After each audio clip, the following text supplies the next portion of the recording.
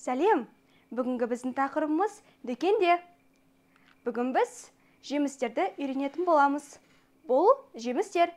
Жемістердің ішіне алма, алмұрт, лимон, банан, апельсин, қарбыз кіреді. Бұл көкөністер. Көкөністердің ішіне қызанақ, қияр, картоп, сәбіз, пияз кіреді. Тапсырма. Суреттегі жеміс пе, көкөніс пе? Дұрыс жауабы жеміс. Келесі. Суретте тұрған жеміс пе, көкөніс пе?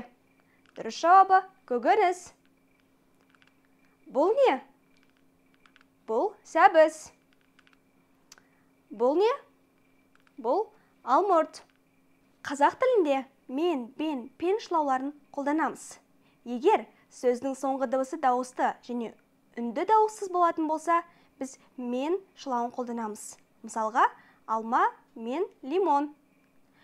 Келесі, бен. Сөздің соңғы дыбысы ұяң дауыссыз болса, біз бен шылауын қолданамыз. Мысалы, қарбыз бен қауын, сәбіз бен пияз. Келесі, пен. Сөздің соңғы дыбысы қатаң дауыссыз дыбыс болса, онда біз пен шылауын қолданамыз. Алмұрт пен алма. Тапсырма.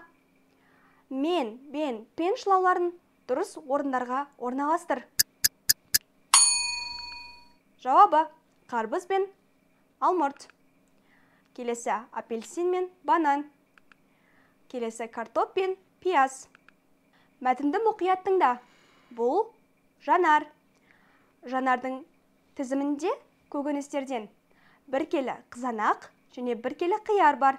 Ал жемістерден 2 келі алма, 1 келі алмұрт, лимон және банан бар. Диалогты мұқият тыңда. Сәлеметсіз бе? Қайырлы кеш. Маған 1 келі қызанақ пен 1 келі қияр беріңізші. Мінеке, алыңыз. Тағы не берейін? Тағы 2 келі алма, 1 келі алмұрт, лимон мен банан бар ма? Лимон мен банан жоқ. Жарайды, сізге қанша ақша беремін? 5300 теңге. Рахмет, сау болыңыз. Рахмет, келіп тұрыңыз. Тапсырма. Мәтін бойынша дұрыс бұрысты тап.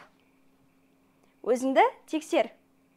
Жанар жеңіл салатты қарбыздан жасағысы келді. Бұл қате. Жанар дүкеннен сәбіз сатып алды. Бұл дұрыс. Және соңғысы дүкенде лимон мен банан жоқ. Бұл дұрыс.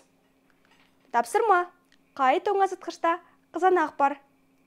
Өзіңді тексер. Екінші тоңазытқышта қызанақ бар.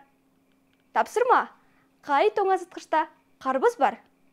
Өзіңді тексер. Бірінші тоңазытқышта қарбыз бар. Осымен сабақ аяқталды. Сау бол.